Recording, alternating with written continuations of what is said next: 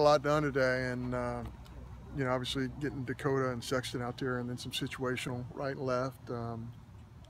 Pleased with that, and I thought we, you know, had our moments offensively, and had some good situations happen for us. So yeah, I think a pretty productive first day. What do you like about Marrero behind the plate? Oh man, he's just a fast twitch athlete who is really competitive, has arm strength.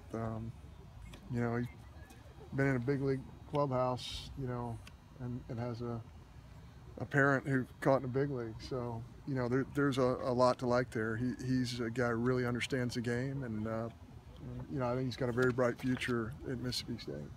Some good competition to catch up with him and Kruger and Lovelady. Yeah, I think Love got hit in the head today. I think he's going to be okay, but he's really competed very, very well and does a nice job handling our staff. And Kruger is as good an offensive catcher as we've had at Mississippi State in a while. And of course, Collins can still catch for us, but we moved him to third base, and he's moving around at third base really well, and it protects his hand a little bit more. So yeah, I mean, we have some competition there, but certainly our options are very good.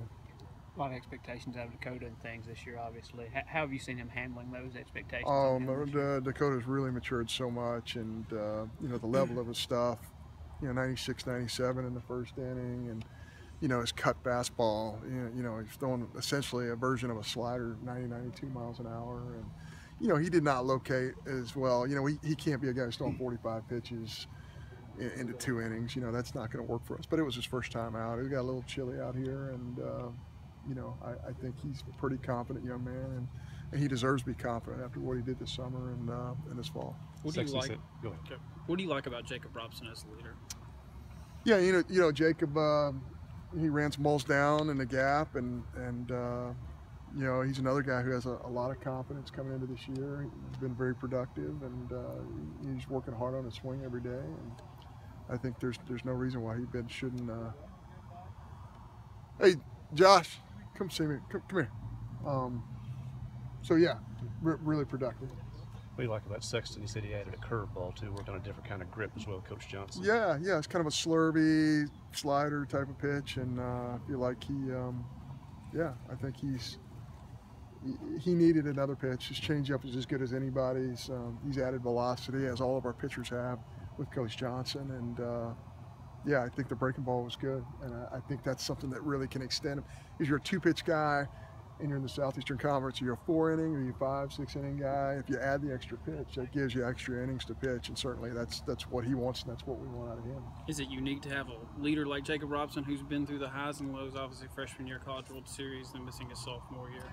Yeah, I think he's a great leader for us. I think Rooker's a great leader for us. I think Robbie's a great leader for us. I think Gavin Collins is a great leader. I think we have much more leadership. And when guys are healthy and they're confident, it really adds to their value as a leader, because it's not only what you say and how you act, it's also the production level on the field. And those guys are being pretty productive for us. It's still odd to walk out there and not have a West Ray at first base after so many years, but have some guys now to develop that position. Yeah, really impressed with Lowe today. I thought he had a great plan. I thought the ball came off his bat really, really well. Certainly Gordon's a guy who's continued to get better too. So, is Jack Kruger, is he a guy who can play first base while we're waiting for his arm to get back to 100%? That might be a possibility. But, Reed Humphreys even might be a possibility at first base for us as well. So, really looking forward to seeing Reed pitch, because the 2 or 3 outings he had in the fall were really spectacular. What do you think the biggest improvement Jacob Robson's made since his freshman year? I think he's matured a lot. When he got to us, he was 17 years old. He should have been a junior in high school. So he's just matured a lot. I mean, I forget about baseball and athletics. Put a 17-year-old on any college campus. What's going to be the biggest thing that's going to happen to him in a 4-year period is maturing, growing up, getting used to your surroundings, and getting confidence. And I think he's been able to do that. Now that you're out here on the field and things, how's it different having Wes as your pitching coach and things? Any kind of learning process? What? I'll tell you something. We spent so much time together already for the last 2 months that it's almost like,